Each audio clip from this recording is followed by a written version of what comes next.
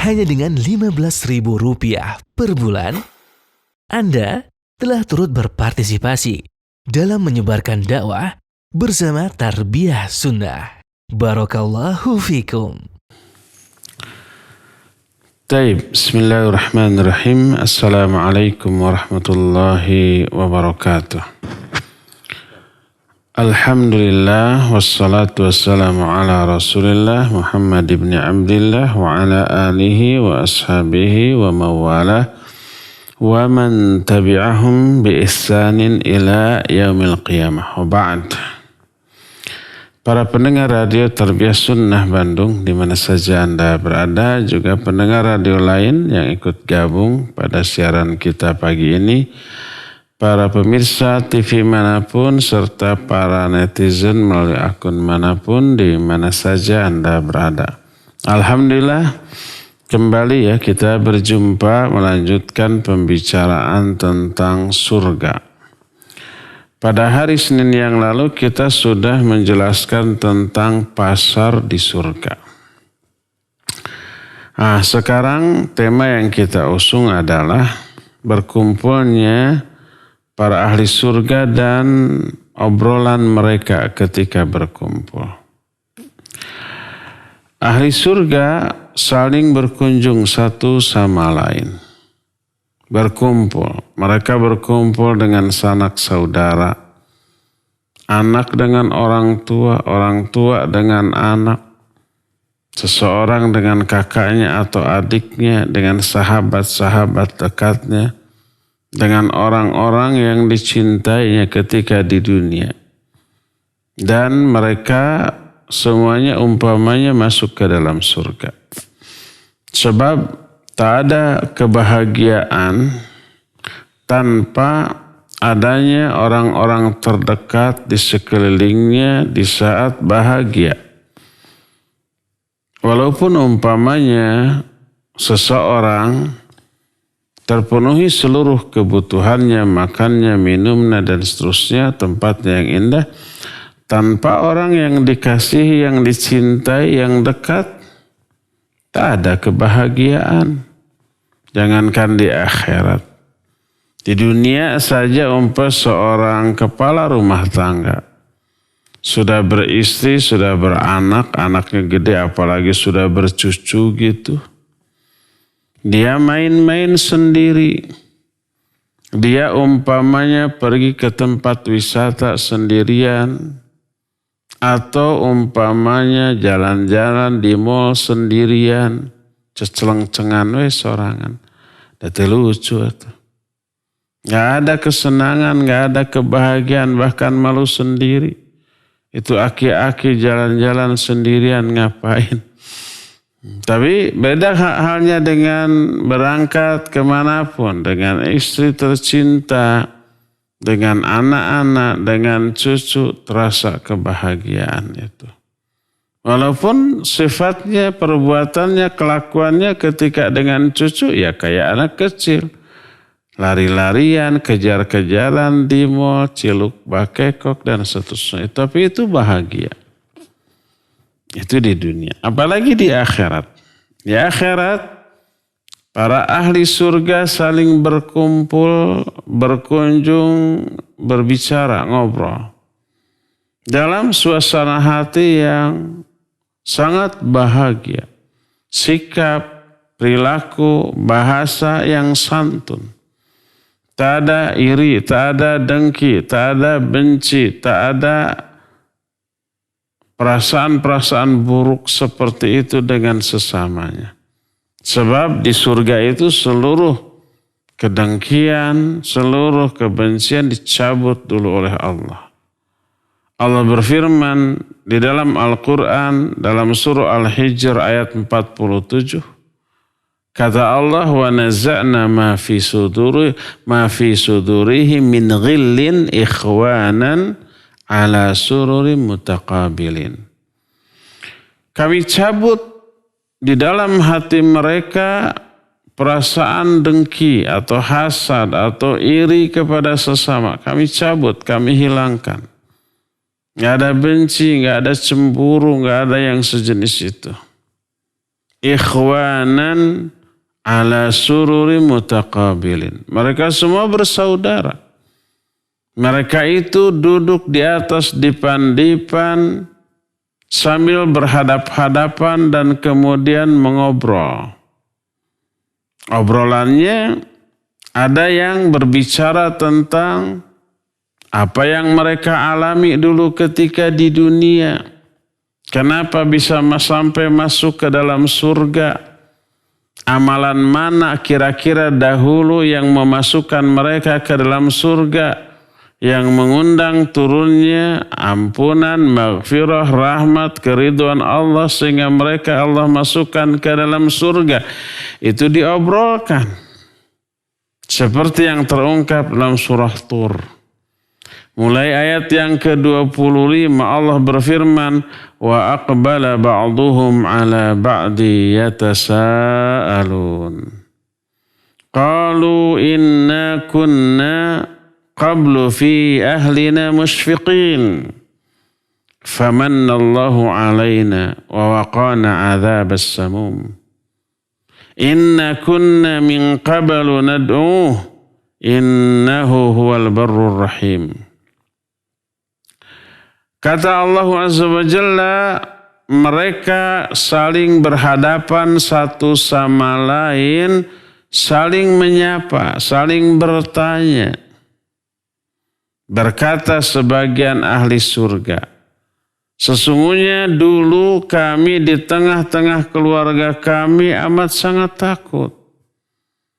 Takut kepada murka Allah, laknat Allah, kebencian Allah, azab Allah, takut. Karena takut ini yang luar biasa. Takut ini pengerem. Karena takut maka seluruh perintah Allah dilaksanakan, seluruh larangan Allah dijauhi. Itu anugerah. Karunia hidayah yang Allah berikan. Mereka mengatakan famannallahu alaina. Allah kemudian menganugerahkan hidayah kepada kami. Wa waqana 'adzabas samum, dan memelihara kami dari neraka azab neraka samum. Neraka yang menyala-nyala dengan seabreg azab yang dahsyat. Inna kunna min qablu nad'uuh. Kami dahulu selalu berdoa kepada Allah. Innahu huwal barrur rahim. Sesungguhnya Allah itu maha baik dan maha penyayang. Ini obrolan mereka. Apa yang menyebabkan mereka masuk ke dalam surga adalah rasa takut.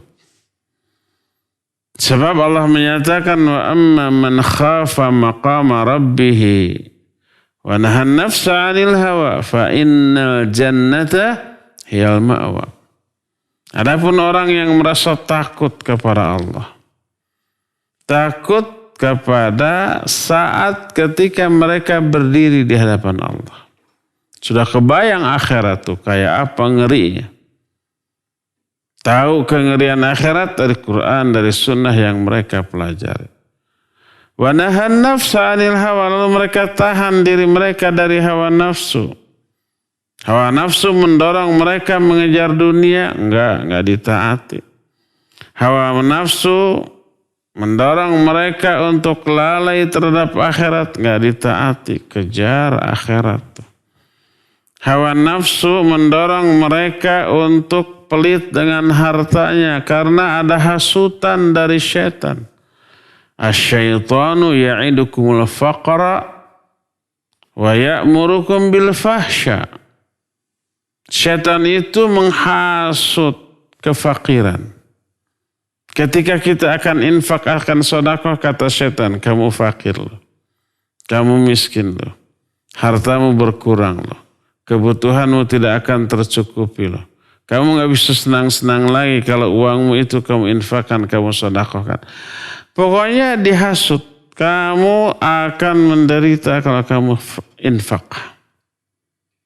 Ya'murukum bil fahsya, malah setan menyuruh mereka ini untuk berbuat keji dengan uangnya. Mending senang-senang. Mending happy-happy. Mending umpamanya dipakai ini, pakai itu untuk menyenangkan kamu gitu tuh. Dua yang dijanjikan setan terhadap uang yang dimiliki oleh seorang. Ya, yaitu apa? Kemiskinan kalau diinfakkan. Yang kedua apa? Yang keduanya memerintahkan untuk menggunakan uang itu untuk berbuat fahsya. Wallahu ya'idukum maghfiratan minhu wa fadla. Sedangkan Allah menjanjikan dua, ampunan dari Allah dan karunia di dunia dengan harta itu. Kalau harta itu diinfakkan dan disodakahkan. Jadi dua janji Allah, dua janji syaitan bagi orang yang memiliki harta. Kita lihat tuh, hawa nafsu ditambah dengan hasutan syaitan laknatullahi alaih membisikkan hal seperti itu. Nah, ini yang ditakuti. Akibatnya apa? Akibatnya nanti terazab. Dia tidak ikuti bisikan hawa nafsu itu. Wa nahan nafsa 'anil hawa, dia tahan dirinya dari bisikan hawa nafsu. Fa innal jannata hiyal ma'wa, maka surga tempat kembali dia. Ini salah satu di antara dialog para ahli surga dengan sesamanya. Dulu kita sangat takut kepada murka dan azab Allah, makanya tunduk, patuh, taat, setia, satu kepada perintah Allah. Larangannya dijauhi, perintahnya betul-betul dilaksanakan. Famannallahu alaina wa qana adzabas samum. Allah menganugerahkan karunia kepada kami dan menyelamatkan kami dari azab neraka samum di hari ini. Ada lagi obrolan tentang pengalaman dahulu ketika berkawan tapi salah milih kawan. Tapi Allah masih menyelamatkannya. Sebagaimana diterangkan dalam surah As-Saffat ayat 50 sampai ayat 61. Allah berfirman, فَأَقْبَلَ بَعْضُهُمْ عَلَى بَعْدِ يَتَسَاءَلُونَ. Para ahli surga itu saling berhadapan, saling bertanya, saling cerita. Qala qailum minhum inni kana li qarin. Berkata salah seorang ahli surga, dulu ketika di dunia aku punya qarin. Kata Ibnu Abbas yang dimaksud qarin di sini syaitan bangsa jin. Kata Mujahid berarti Ibnu Abbas, ini kawan dari kalangan bangsa manusia, kawan dekat, tapi mengajak kepada kebatilan, kekufuran. Kata Imam Ibnu Katsir, dua-duanya saling melengkapi. Aku dulu punya kawan dekat. Si kawan ini berkata, yaqulu innaka laminal musaddiqin, apa kamu termasuk orang yang percaya kepada akhirat? Aidza mitna wa kunna turaban wa 'idhaman inna lamadinun, apakah nanti kalau kita sudah mati, kita sudah jadi tanah dan tinggal tulang belulang, apakah kita akan dibangkitkan dan akan dibalas? Si kawannya itu dulu ngomong begitu. Kawannya nggak percaya kepada adanya hari kebangkitan. Nah, itu dulu punya kawan. Ahli surga dulu punya kawan yang buruk ketika di dunia. Qala hal antum muttali'un. Si ahli surga ini kemudian berkata kepada sesama ahli surga, kalian mau lihat enggak nasib kawan saya tersebut? Dijawab, ya mau. Fattala'a fara'ahu fi sawa'il jahim. Mereka kemudian melongok tuh, melihat kepada kawannya waktu di dunia, ngajak kepada keburukan, maka ternyata dia sedang diazab di neraka Jahim. Qala, si ahli surga kawannya ini berkata, tallahi in kitta laturdin, demi Allah dulu kamu hampir-hampir saja mencelakai aku.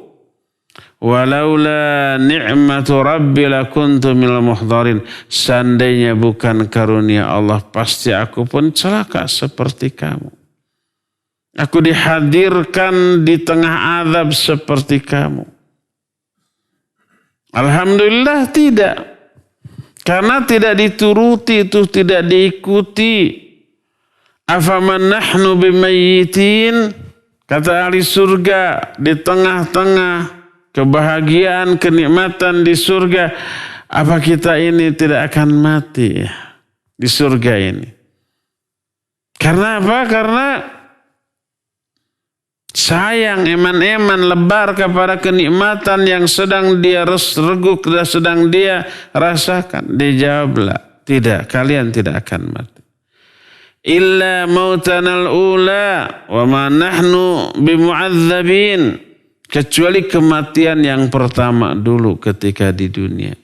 Dan kita tidak akan lagi mengalami azab, penderitaan, kanyeri, kaperih di akhirat ini, di surga ini. Inna hadza lahuwal fawzul azim. Sesungguhnya ini adalah sebuah keberuntungan yang besar. Limithli hadza falyamalil amilun. Untuk mengejar keberuntungan besar di surga ini, hendaklah orang-orang beramal. Ada satu kisah yang diceritakan yang menjadi latar belakang atau asbabun nuzul dari ayat ini. Diceritakan oleh seorang ulama ahli tafsir namanya Ismail As-Sudi, Imam As-Sudi, tentang ayat ini. Dia berkata, dulu di kalangan Bani Israel ada dua orang yang bersahabat. Tapi beda akidah. Satu mukmin, satu kafir. Mereka bekerja sama, bisnis join dan memperoleh keuntungan mencapai 6.000 dinar. 6.000 dinar itu, wah, 1 dinar itu setara dengan 4/4 gram emas, sekitar 2,5 juta. 2,5 juta itu 1 dinarnya. Ini ada 6 dinar, bayangkan. 6.000, afwan. 6.000 dinar. Jadi kalau umpamanya 1 dinarnya 2,5 juta, 1 dinar. 1.000 dinar berarti 4,5 miliar ya. Kali 6. Ya sekitar 30 miliar. Bagi 2, 3.000 dinar sewang. Masing-masing 3.000 dinar. Itu sekitar berapa ya? Sekitar ya mungkin 15 miliaran. Lalu keduanya berpisah dengan membawa masing-masing 15 miliaran gitu. Ini besar apa banyak kalau untuk ukuran kita sekarang? Besar dan banyak. Maka kedua-keduanya berpisah dan kedua-duanya masing-masing membawa 15 miliar. Setelah beberapa lama keduanya itu kemudian berjumpa kembali. Bertanyalah si kafir kepada si mukmin, apa yang kamu lakukan dengan hartamu? Kamu belikan apa? Kamu investasikan apa? Kata si mukmin, tidak. Masih utuh. Lalu apa yang kamu lakukan dengan uangmu? Itu pertanyaan si mukmin kepada si kafir. Kata si kafir, Ishtaritu bihi ardan wa nakhlan wa thamaran wa anharan bi 1000 dinar. Aku membeli tanah yang luas, perkebunan kurma, buah-buahan dan juga sungai-sungai dengan 1000 dinar. 1000 dinar diberikan tanah perkebunan. Tinggal tersisa 2 dinar lagi. Kata si orang mukmin, kamu melakukan itu? Iya, aku melakukan itu. Maka kembalilah si mukmin ke rumahnya. Malam harinya dia bangun kemudian sholat. Setelah selesai sholat, dia ambil 1000 dinar dari uangnya. Digenggamnya di kedua tangannya, lalu dia berkata, Allahumma inna fulanan ishtara ardan wa nakhlan wa thamaran wa nahara wa anhara bi 1000 dinar thumma yamutu ghadan wa yatrukuha. Allahumma inni ishtaraitu minka bihadi 1000 dinar ardan wa nakhlan wa thamaran wa anharal fil jannah. Ya Allah, sesungguhnya sahabatku si fulan telah membeli tanah, perkebunan, buah-buahan, sungai-sungai, pengairan dengan 1000 dinar. Kalau dia esok mati, maka dia akan tinggalkan semua kekayaannya. Maka ya Allah, dengan 1000 dinar ini aku akan membeli dari engkau tanah, perkebunan, dan sungai-sungai di surga. Esok harinya yang 1000 dinar itu dia bagikan kepada fuqara dan masakin. Karena ingin membeli surga, ingin memberi tanah, perkebunan, ladang yang subur di surga nanti. Dengan cara apa? Dibagi-bagikan kepada orang-orang fakir, orang-orang miskin. Lalu berlalulah beberapa waktu. Suatu hari bertemu lagilah dia dengan sahabatnya yang kafir. Si kafir ini bertanya lagi, apa yang kamu lakukan dengan hartamu? Apakah kamu membeli sesuatu atau menginvestasikan kepada sesuatu? Dijawab tidak. Adapun orang kafir dia berkata, aku membeli beberapa hamba sahaya dengan 1000 dinar lagi. Laki dan juga wanita untuk melayani aku. Bekerja untukku tanpa harus aku gaji. Cukup dikasih makan saja. Apa yang kamu lakukan? Si mukmin menjawab, aku tidak melakukan apa-apa. Pulang lagilah si mukmin ke rumahnya. Malam harinya dia sholat. Seusai sholat, dia berkata sambil mengambil 1000 dinar lagi dari uangnya. Kemudian dia berkata, Allahumma inna fulanan ishtara raqiqan min raqiqid dunya bi 1000 dinar. Yamutu ghadan fayatsurukuhum aw yamutuna fayatsurukunahu. Allahumma inni ishtaraitu minka bihadhi 1000 dinar raqiqan fil jannah. Ya Allah, kawanku, sahabatku yang kafir telah membeli banyak orang pembantu hamba sahaya dengan 1000 dinar untuk menyenangkan melayaninya di dunia ini. Kalau besok dia mati, dia akan tinggalkan semua itu. Atau kalau besok seluruh pembantunya hamba saya mati, mereka akan meninggalkannya. Ya Allah, aku ingin membeli para hamba saya di akhirat, di surga dengan 1000 dinar ini. Esoknya dia bagikan lagi 1000 dinar ini kepada fuqara dan masakin. Dibagi.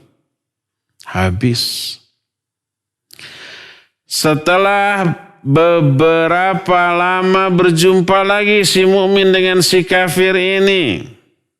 Nanya lagi lah si kafir ini. Apa yang sudah kamu lakukan dengan hartamu? Maka si mukmin menjawab, tidak ada. Lalu apa yang kamu lakukan dengan hartamu? Dia berkata, aku telah melihat ada seorang perempuan fulanah ditinggal mati oleh suaminya. Janda, tapi masih muda, belum punya anak. Dan cantiknya luar biasa, diperebutkan oleh banyak orang. Orang Sunda bilang, gelisna kawanti-wanti endahna kabina-bina. Aku lamar dia dengan 1.000 dinar. Dan dia sekarang menjadi istriku. Maka pulanglah orang mukmin ini ke rumah. Malam harinya dia sholat. Seusai sholat, dia ambil lagi sisa uangnya yang 1.000 dinar. Dia genggam di kedua tangannya lalu berkata, Allahumma inna fulanan tazawwaja zawjatan min azwajid dunya bi-1,000 dinar. Fayamutu ghadan fayatsrukuha au tamutu ghadan fatasrukuh. Ya Allah, kawanku melamar seorang wanita untuk menjadi istrinya dengan 1.000 dinar. Dari wanita-wanita di dunia. Kalau besok dia mati, dia meninggalkan istrinya. Atau istrinya mati, dia akan meninggalkan suaminya. Allahumma wa inni akhtubu ilaika bihadihi 1,000 dinar haura aina fil jannah. Ya Allah, aku ingin melamar dengan 1.000 dinar yang tersisa ini wanita-wanita di surga. Kemudian esok harinya dia bagikan 1.000 dinar yang tersisa itu untuk fuqara dan masakin. Begitu terus sampai suatu saat dia berjumpa kembali dengan sahabatnya. Lalu bersalamanlah kedua-duanya. Lalu dia bertanya, apa yang sudah kamu lakukan dengan hartamu? Dan ketika berjumpa, kalau si kafir itu berada dalam kondisi yang kaya raya, dia memperoleh kekayaan dari ladang-ladangnya, dari pembantu-pembantunya yang bekerja. Investasi yang menguntungkan, kekayaannya bertambah banyak. Kalau si mukmin seluruh kekayaannya habis, 3.000 dinar itu habis dibagi-bagi untuk fuqara dan masakin. Yang tinggal hanya pakaian yang melekat itu pun sudah usang. Disalami oleh orang kafir, apa yang sudah kamu lakukan? Lalu si orang mukmin ini menjawab, aku sudah bagikan seluruh hartaku kepada fuqara dan masakin untuk membeli seluruh yang kamu miliki di dunia, aku beli untuk di akhirat nanti. Langsung apa yang terjadi? Fantaza yadahu min yadih. Ditariklah tangan orang kafir itu dari tangan orang mukmin, dicabut lagi. Kaget dia. 3.000 dinar yang mungkin setara sekarang ini dengan 15 miliar rupiah di dunia ini. Dihambur-hamburkan kata dia. Dibuang kata dia, dibagi-bagikan kepada orang-orang fakir dan miskin. Lalu dia bertanya, "Ainnaka laminal musaddiqin?" Apa kamu termasuk orang yang percaya kepada akhirat? Aidza mitna wa kunna turaban wa idzaman ainna lamadinun? Apakah kalau kita sudah mati, jadi tanah, jadi tulang belulang kita ini akan dibangkitkan, dihisab dan diberikan balasan. Maka sejak saat itu keduanya berpisah. Dan orang mukmin tadi hidup di dalam keterbatasan, sedangkan orang kafir tadi hidup di dalam kemewahan di dunia. Ketika di akhirat Allah Subhanahu wa taala memasukkan orang mukmin tadi ke dalam surga. Ketika masuk ke dalam surga, dia melewati sebidang tanah yang sangat luas. Dengan perkebunan kurma yang sangat-sangat banyak, dengan panen yang sangat melimpah, dengan mata air yang jernih dan sangat menyenangkan. Dia bertanya, liman hadza, milik siapakah perkebunan yang menakjubkan ini? Dijawab, hadza lak, ini adalah milikmu. Dia berkata, ya subhanallah, au balagha min fadli amali an uthaba bimithli hadza. Maha suci Allah, keutamaan amalku ketika aku lakukan di dunia dibalas seperti ini. Akhirnya dia berjalan kembali. Tiba-tiba melihat sekumpulan orang yang tak terhitung banyaknya. Penampilannya menakjubkan. Mereka itu anak-anak muda yang good looking, menyenangkan untuk dipandang. Pakaiannya sangat-sangat mewah. Dengan ekspresi wajah yang cerah, gesit, melayani apa saja yang diinginkannya. Kemudian dia bertanya, liman haula, milik siapakah mereka tersebut? Dijawab, haula ilak, itu semuanya milikmu. Ingat gak ketika kamu menginfakkan 1000 dinar dengan niat ingin memperoleh para pembantu di surga inilah. Dia pun bertasbih memuji Allah Azza wa Jalla. Kemudian dia pun berjalan lagi dan melihat ada istana yang super megah dengan banyak wanita-wanita bidadari-bidadari yang cantik jelita, yang sangat menakjubkan, yang belum pernah dia melihat wanita secantik itu di dunia. Miss Universe itu lewat. Putri Indonesia itu nggak ada bandingannya dengan mereka. Itu wanita-wanita milik siapa? Dijawab, itu milikmu. Ingat nggak ketika kamu mensedekahkan 1000 dinar karena ingin bidadari-bidadari surga? Kamu melamar bidadari surga dengan 1000 dinar. Itulah milikmu sekarang. Maka dia pun teringat kepada kawannya dahulu yang hampir-hampir menyeret dia kepada kebinasaan. Lalu dia berkata, inni kana li qarin yaqul ainnaka laminal musaddiqin aidza mitna wa kunna turaba wa idzaman ainna lamadinun. Dulu aku punya kawan, punya sahabat. Dia berkata, kamu percaya kepada kehidupan akhirat sehingga 3000 dinar itu kamu bagi-bagikan kepada fakir miskin hanya untuk memperoleh balasan di akhirat? Kamu percaya? Apakah kalau kita mati jadi tulang, jadi tanah, kita akan dibalas? Maka ada yang bertanya, kamu mau tahu enggak kawanku itu nasibnya gimana? Iya, ingin tahu. Diperlihatkanlah oleh Allah. Ternyata dia berada di tengah-tengah azab neraka jahim.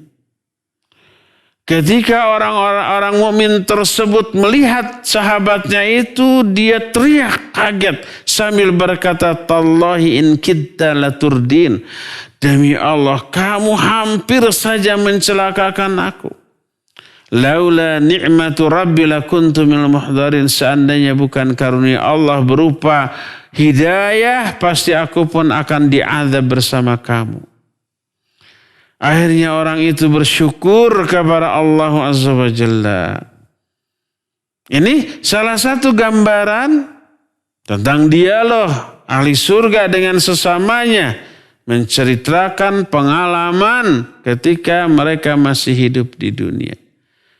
Memori kehidupan di dunia itu muncul di akhirat, di kalangan ahli surga dibicarakan dengan sesama ahli surga. Inilah apa yang akan teralami oleh ahli surga. Di surga salah satunya ngobrol. Salah satu bahan obrolannya adalah pengalaman ketika mereka hidup di dunia. Ya, dan banyak lagi obrolan-obrolan yang lainnya. Insya Allah nanti di pertemuan yang akan datang kita akan berbicara tentang angan-angan ahli surga. Apa saja yang diangankan oleh ahli surga di surga. Dan apakah angan-angannya itu akan terjadi, terkabulkan ataukah tidak. Insya Allah kita akan bahas di pertemuan yang akan datang. Untuk sekarang cukup sampai di sini dan kita akan masuki sesi tanya jawab. Wassallallahu ala nabiyina Muhammadin wa ala alihi wa sahbihi wasallam. Mangga. Baik, syukran Ustaz atas pemaparan materi yang disampaikan. Ikhwati iman azani Allah wa iyyakum, para pendengar dan pemirsa dimanapun antum berada yang menyimak kajian di pagi hari ini. Silakan bagi yang akan bertanya bisa melalui line telepon di nomor 0228682637 atau bisa melalui pesan singkat ke nomor 081122711476. Kita akan angkat penelpon terlebih dahulu. Ya, silakan. Assalamualaikum warahmatullahi wabarakatuh.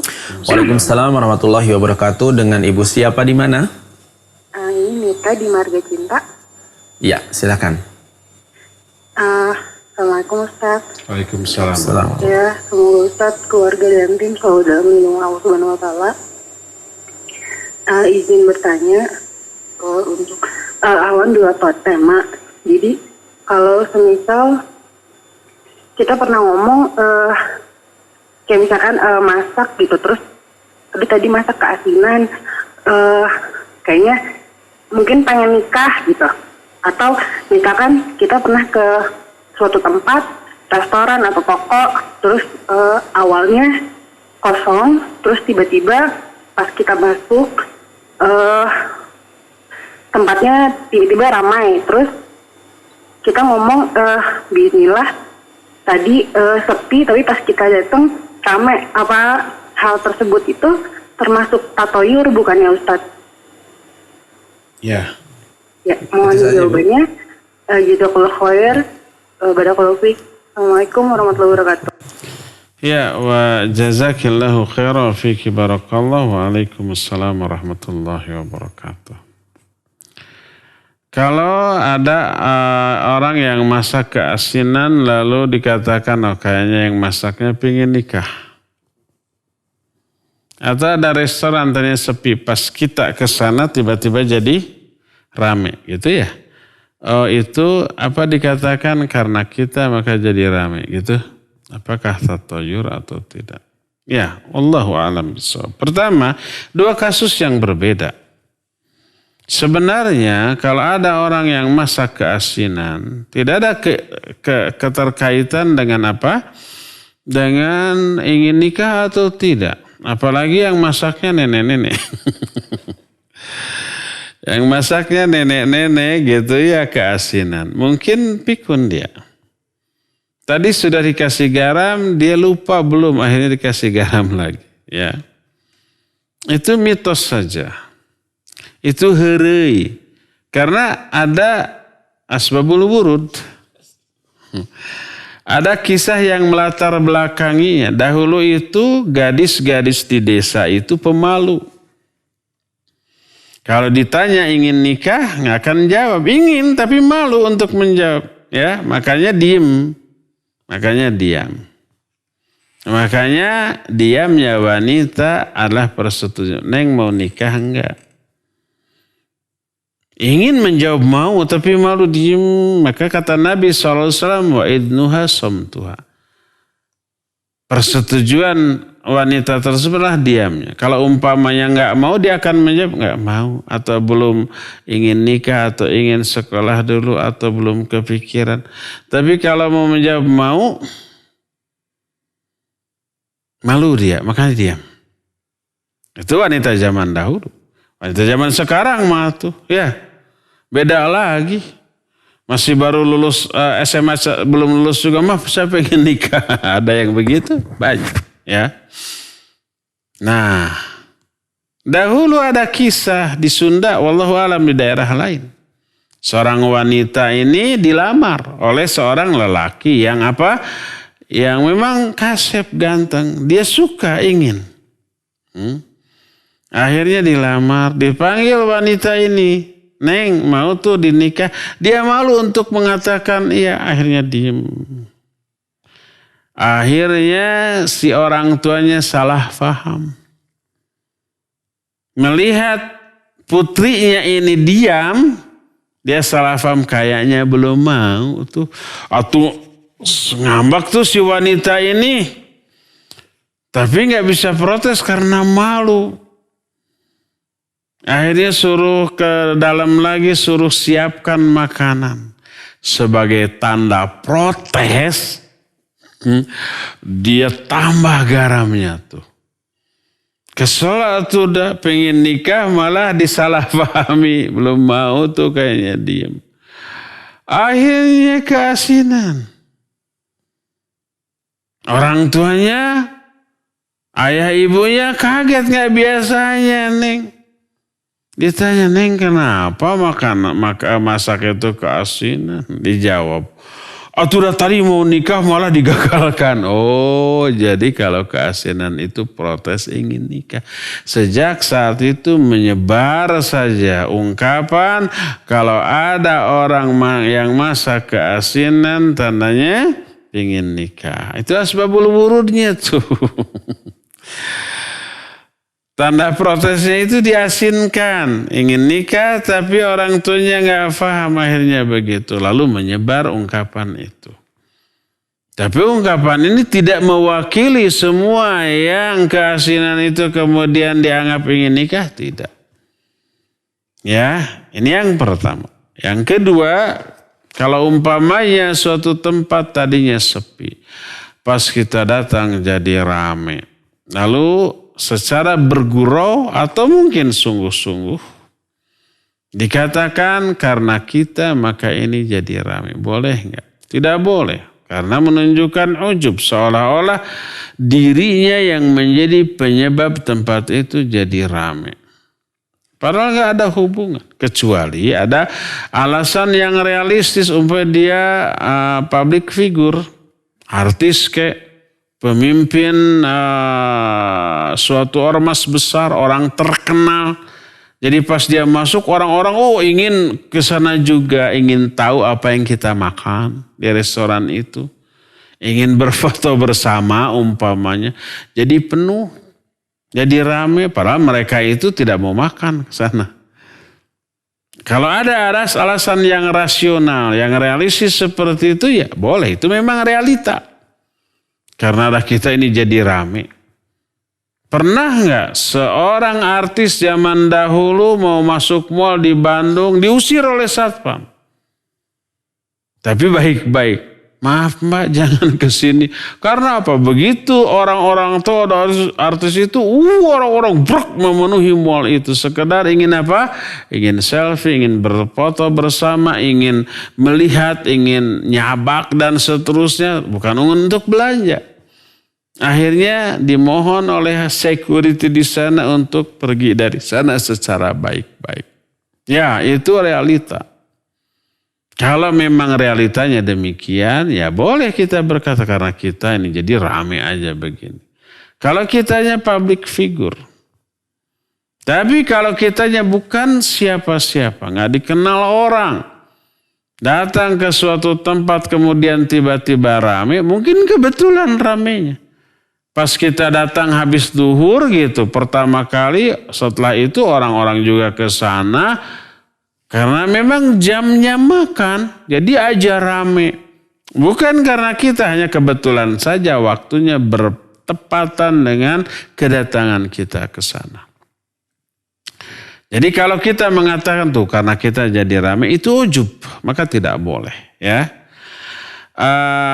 Bolehkah mengatakan contoh umpamanya pas kita datang ke suatu kota tiba-tiba hujan. Lalu kita mengatakan ini hujan ini nyambut kita. Apakah itu tatayur? Saya pernah bercengkrama dengan salah seorang alim yang sudah meninggal baru-baru ini karena COVID. Syekh Ali Hasan Al-Athari rahimahullahu ta'ala. Beliau pernah ke Bandung. Saya ngejemputnya ke Jakarta. Untuk tabligh akbar di Pusdai waktu itu ya.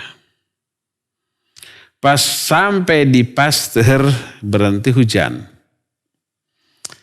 Saya bilang hujan ini me-welcome-kan engkau ya, siapa welcome itu? Menyambut kedatanganmu. Beliau tertawa. Lalu saya teringat hal hadza syai' min at-tatayyur ya Syekh. Apakah ini termasuk tatayur enggak? Beliau menyatakan la hadza min at-tafa'ul. Enggak, ini termasuk tafaul. Tafaul itu apa ya? Optimisme gitu ya. Tatayur tidak dibolehkan, sedangkan optimis atau faal, ya itu dibolehkan. Ya, wallahu a'lam bissawab. Silakan lagi. Syukran Ustaz atas jawabannya. Kita beralih ke penanya selanjutnya melalui line telepon. Kita angkat terlebih dahulu. Ya, silakan. Assalamualaikum warahmatullahi wabarakatuh. Waalaikumsalam warahmatullahi wabarakatuh. Ini dengan Alam Syah di Cimahi. Ya, Pak Alam Syah. Assalamualaikum warahmatullahi wabarakatuh. Izin bertanya mengenai topik yang berbeda, boleh Ustaz? Silakan Pak Alam Syah. Ini mengenai panggilan azan. Di masjid di sekitar kami ini ada 4 atau 5 masjid yang toaknya semua keras-keras gitu. Nah, yang saya pertanyakan ini dalam kaitan pahala atau faidah mengulang lafaz azan dan berdoa sesudahnya.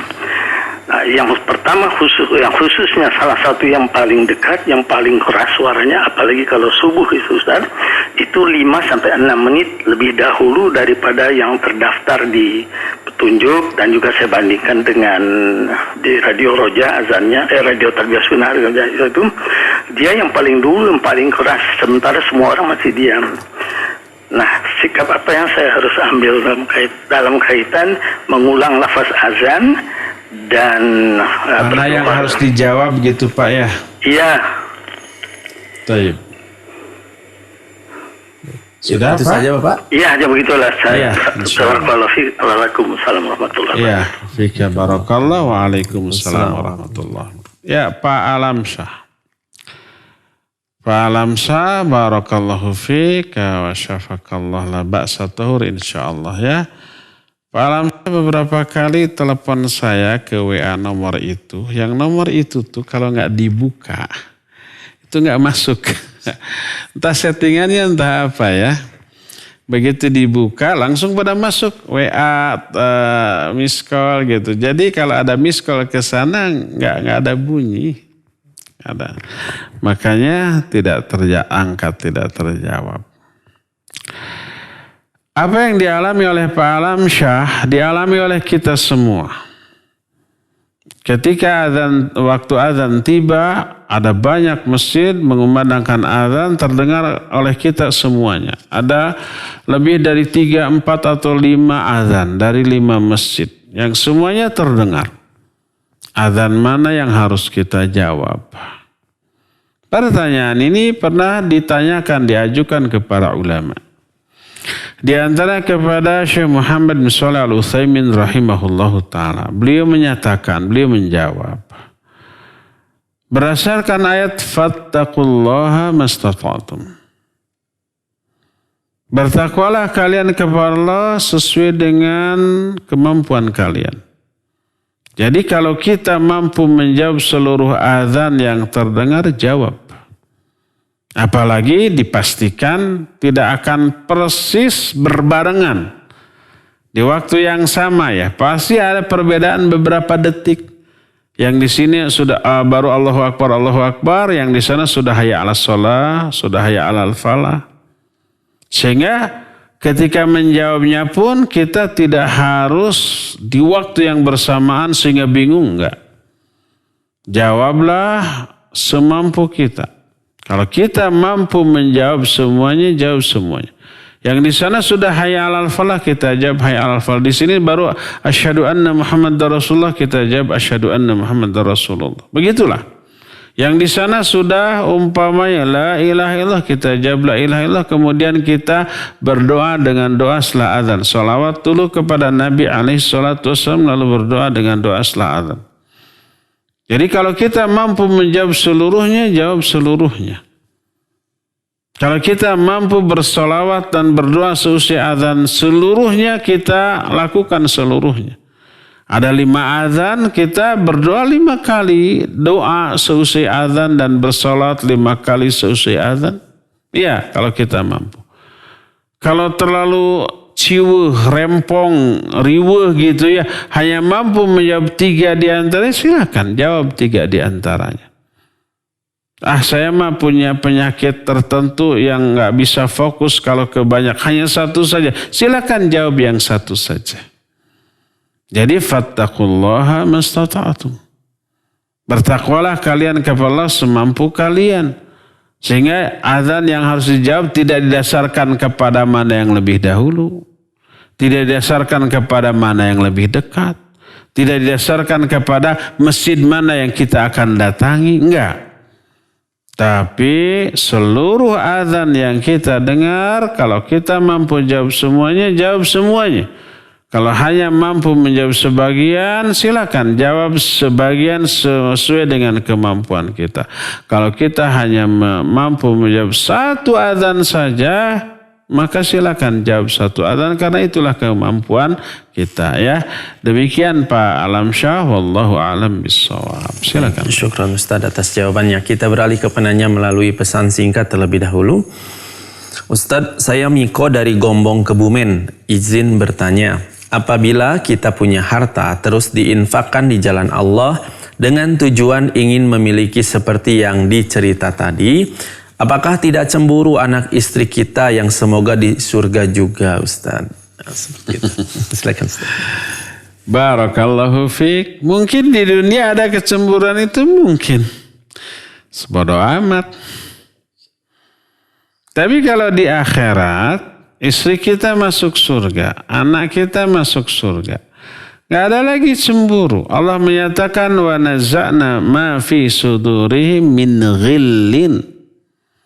Kami cabut tuh semua perasaan ketidakanakan dari hati mereka di dalam surga. Kami cabut. Di surga nggak ada cemburu, nggak ada benci, nggak ada dengki, nggak ada suudzon, nggak ada curiga, nggak ada. Semua perasaan-perasaan tadi oleh Allah dicabut dari diri kita. Sekarang aja ada di dunia. Karena memang Allah yang memberikan perasaan itu. Untuk apa? Salah satunya untuk ujian bagi kita. Adanya kebencian kepada orang, yaitu ujian. Kebencian itu lillah atau tidak. Rasul SAW bersabda, "Awthaqu urul Islam al-hubbu fillah wal bughdu fillah." Sekuat-kuat tali Islam adalah cinta karena Allah, benci juga karena Allah. Ada nggak rasa benci yang bernilai ibadah? Ada, yaitu benci karena Allah. Apa maksudnya cinta dan benci karena Allah? Pertama, membenci dan mencintai orang-orang yang Allah benci atau orang-orang yang Allah cintai. Mencintai para anbiya, para nabi, para rasul, para sahabat, para ulama, para aulia, para solihin sesama muslim. Itu wajib. Itu berarti cinta karena Allah. Mencintai amal-amal soleh, seluruh ibadah dan amal soleh Allah cintai, wajib kita cintai. Mencintai tempat-tempat yang Allah perintahkan untuk kita cintai seperti masjid, apalagi Masjidil Haram, Masjid Nabawi, gitu ya. tempat-tempat ibadah, pondok-pondok pesantren. Ya, nah sebaliknya membenci karena Allah lah membenci orang-orang yang memang Allah perintahkan untuk Allah benci. Para pelaku syirik, kufur, bid'ah, maksiat, bencilah mereka. Benci juga amal-amalnya, bencilah tempat-tempat maksiat. Membenci hal itu ya ibadah karena diperintahkan oleh Allah Subhanahu wa taala. Ya berdasarkan hal itulah maka ada rasa benci di dunia. Salah satunya untuk ujian, untuk cobaan. Apakah benar nggak penempatan benci dan cinta itu? Mencintai perbuatan kufur, syirik, bidah dan maksiat dosa. Mencintai orang-orang yang harus dibenci oleh Allah. Oleh Allah dibenci, oleh kita dicintai. Dosa kita. Sebaliknya umpamanya ya. Kita mencintai orang yang dibenci oleh Allah. Membenci orang yang dicintai oleh Allah. Membenci para nabi. Membenci para sahabat. Seperti orang-orang Syiah. Ahlakahumullah. Oleh Allah para sahabat disanjung, dipuji, dicintai, dijamin masuk surga. Oleh mereka dibenci, dicaci, dimaki, dikafirkan. Maka wajib kita benci kepada mereka. Kalau ada salah satu tokoh mereka yang mati, alhamdulillah. Itu yang dikemukakan oleh para ulama. Para ulama ketika ada salah satu tokoh Syiah zaman dahulu yang mati, mereka berkata, alhamdulillahilladzi arahal muslimina minhu. Segala puji bagi Allah yang telah membuat orang-orang muslim beristirahat atau tenang dari gangguan kesesatan orang ini. Itu disyariatkan, ya. Berdasarkan hal itulah maka kalau di dunia ada rasa benci, ada rasa cemburu, ada rasa dengki, bisa bernilai ibadah, bisa bernilai apa? Dosa, tergantung sasarannya. Di akhirat tidak ada kekafiran, tidak ada syirik, tidak ada kufur, tidak ada bid'ah, tidak ada keburukan. Semuanya hanya yang baik-baik. Maka seluruh perasaan benci, dengki, iri, termasuk cemburu Allah cabut dari diri mereka. Tak ada lagi rasa cemburu. Istri akan cemburu ke suaminya walaupun suami punya banyak istri di sana. Mereka tetap happy, mereka tetap bahagia, mereka tetap senang. Tak ada sedikit pun ketidaknyamanan di akhirat nanti. Ya, wallahu a'lam bishawab. Terakhir ya. Baik, syukran Ustadz atas jawabannya. Kita ke pertanyaan terakhir. Ada telepon mau ke sana? Baik, kita angkat telepon terlebih dahulu ya. Silakan. Assalamualaikum. Waalaikumsalam warahmatullahi wabarakatuh. Dengan Bapak siapa di mana? Bu Ilma di Cibolerang, Bandung. Bu Ilma Cibolerang, silakan. Assalamualaikum Pak Ustadz. Waalaikumsalam warahmatullahi wabarakatuh. Bertanya Pak Ustadz, ini mengenai sedekah subuh ya. Kan ada satu fadilah subuh ada lain. Nah tapi kan kalau subuh tuh memang susah mencari orang langsung kepada fakir miskin. Tapi untuk ini biasanya saya langsung masuk ke kotak masjid gitu ya. Nah itu ya dengan tujuannya ya tentang yang pertama pastilah untuk mendapat ridho Allah. Yang keduanya juga kita dengan sedekah supaya bisa dihindarkan dari bala gitu Ustaz. Itu yang apakah itu tujuan yang sama bisa nyampe juga enggak tuh ya, karena dengan ke kotak masjid yang peruntukannya kan kita tidak tahu apakah untuk yang fakir miskin atau bukan. Itu satu. Yang kedua boleh satu lagi Pak Ustaz? Ya bolehlah Kak. Nah, satu lagi, misalnya saya punya harta atau pendapatan atau penghasilan misalnya taruhlah misalnya 10 juta misalnya pada saja. Nah, yang saya sisihkan untuk sedekah itu misalnya karena ada pembagian untuk ini, untuk ada rencana lah, ada perencanaan untuk apa untuk saya misalnya 1% misalnya sedekah. Apakah itu saya termasuk orang yang kikir nggak ya Pak Ustaz, yang tidak menikah tidak tasyakur binimah nggak terhadap Allah gitu. Saya rasa itu Pak Ustaz, mohon pencerahan. Assalamualaikum warahmatullahi wabarakatuh. Waalaikumsalam warahmatullahi wabarakatuh. Abu Ilma di Cibolerang, barakallahu fiik. Ada dua pertanyaan yang sebenarnya mirip dua pertanyaan. Pertanyaan pertama, boleh nggak meniatkan sedekah untuk agar dihindarkan dari murka Allah, agar hartanya kemudian dilipat gandakan oleh Allah dan seterusnya. Ya. Selama itu diiming-imingkan oleh nas Al-Quran atau hadis tentu saja boleh. Tidaklah Allah memberi iming-iming dunia kecuali pertama untuk memotivasi mereka, yang kedua dibolehkannya meniatkan dunia untuk melakukan ibadah tertentu. Seperti silaturahmi, ada iming-iming dunia. Dalam hadis sahih riwayat Imam Muslim, man ahabba ayubsata fi rizqihi wa yunsha'a fi athari falyasil rahimah. Siapa orang yang ingin diluaskan rezekinya dan dipanjangkan umurnya, hendaklah silaturahmi. Ini iming-iming dunia dua-duanya. Rezekinya ditambah, umurnya ditambah, ini dunia apa akhirat? Dunia. Silakan silaturahmi. Ada nggak orang yang termotivasi silaturahmi menginginkan dua hal itu? Ya tentu saja banyak. Menunjukkan ini boleh. Al-Quran menyatakan perumpamaan orang yang menginfakkan harta di jalan Allah seperti orang menanam satu benih, dari benih ini tumbuh 7 batang, dari satu batang 100 benih. Satu batang 100 benih, ini ada 7 batang jadi 700 benih. Satu benih jadi 700 benih. Satu kali infak dilipat gandakan 700 kali lipat. Di dunia ini, di akhirat beda lagi. Man dzalladzi yuqridullaha qardan hasanah yudha'ifu lahu wa lahu ajrun karim. Siapa orang yang memberikan pinjaman yang baik kepada Allah, yaitu berupa infak, akan dilipat gandakan pahalanya di dunia dan di akhirat akan peroleh pahala yang sangat mulia. Al-Quran ini mengiming-imingi orang untuk infak dengan iming-iming dunia. Ada nggak orang yang termotivasi? Ada, boleh. Menunjukkan itu tidak bertolak belakang dengan keikhlasan.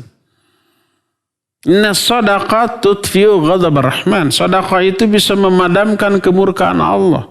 Mungkin kita berdosa, merasa Allah sedang murka, untuk memadamkan kita sedekah dengan salah satu niatnya itu. Boleh. Makanya para ulama membolehkan, dan ini mutabak di negara-negara Timur Tengah. Mutabak itu apa? Teraplikasi, dilaksanakan. Banyak orang infak dan sedekah agar dia punya penyakit disembuhkan oleh Allah. Atau orang tuanya ada penyakit yang kronis gitu ya, sedang ditangani secara medis. Ada ikhtiar syar'i, infak dan sedekah. Dengan harapan semoga Allah menyembuhkan penyakitnya karena infak dan sedekah ini. Banyak yang seperti dibolehkan nggak? Boleh. Kita sedang menderita karena ada musibah. Aduh, ini kurang infak, kurang sedekah. Salah satu musibahnya mungkin salah satunya sakit. Jadi kalau ada orang yang sakit, tuh kayaknya saya kurang infak, kurang sedekah. Akhirnya infak dan sedekah. Dia umpamanya bisnis miliaran rugi. Bukan mismanagement yang dia salahkan. Kayaknya saya kurang infak, kurang sedekah, sehingga digagalkan oleh Allah. Setelah rugi lalu dia infak dan sedekah. Dengan niat supaya apa? Supaya hartanya tidak habis. Ini sudah habis tapi masih ada tersisa, semoga kembali. Infak sedekah. Betul, akhirnya dia dapat pekerjaan proyek yang luar biasa menguntungkan. Akhirnya pulih kembali, bahkan melebihi sedia kala. Boleh. Karena itu sesuai dengan apa yang Allah janjikan dalam Al-Quran atau yang dijanjikan oleh Rasul SAW dalam hadisnya yang sahih. Dan itu termasuk salah satu di antara kunci pintu rizki. Infak dan sedekah. Nasnya banyak, Al-Quran, hadis banyak. Ma min yaumin yusbihul abdu fihi illa malakan yansilan. Tidak ada satupun hari, di hari tersebut seorang hamba masih hidup, kecuali di hari itu ada 2 malaikat yang turun. Tiap hari ini. Menunjukkan infak sedekahnya tiap hari. Yaqulu ahaduhuma, salah satu malaikat itu berdoa, Allahumma ati munfikan khalafa. Ya Allah, berikan ganti kepada orang yang infak hari ini. Yang kedua berdoa Allahumma mumsikan talafan, ya Allah berikan kerugian dari hartanya kepada orang yang mumsik hari ini. Mumsik itu menahan. Dia punya kelebihan harta yang dia infakkan tapi dia tahan, tidak dia infakkan. Ya Allah rugikan dia, sing bangkrut dia. Itu doa malaikat. Allah berfirman dalam salah satu hadis qudsi, anfiq tunfaq. Infaklah kamu, maka kamu akan diberi infak oleh Allah. Itu banyak nas-nas Al-Quran ataupun hadis yang sahih yang menunjukkan infak ini salah satu kunci pintu rizki. Maka kalau ada orang termotivasi dengan ayat dan hadis tersebut, saya infak itu agar harta saya nambah, boleh. Karena diisyaratkan, diiming-imingkan, dimotivasi demikian oleh Al-Quran dan hadis. Walaupun itu bukan satu-satunya. Bukan satu-satunya niat. Maka kalau ada orang yang niat infak hanya dengan niat karena ingin rezekinya ditambah lagi oleh Allah, menunjukkan kepercayaan, keyakinan akan benarnya janji Allah. Dan itu tidak bertolak belakang dengan keikhlasan. Jangan diartikan ikhlas itu beramal untuk mencari ridha Allah, itu keliru. Tapi beramal ya dengan niat untuk meraih apa yang dijanjikan oleh Allah. Tidak salah mendefinisikan ikhlas meniatkan untuk meraih ridha Allah, nggak salah. Nah sekarang kalau ada orang yang mau infak dengan harapan hartanya tambah banyak, Allah ridho nggak dengan niat itu? Ridho. Berarti itu ikhlas. Tidak bertolak belakang dengan keikhlasan. Ya.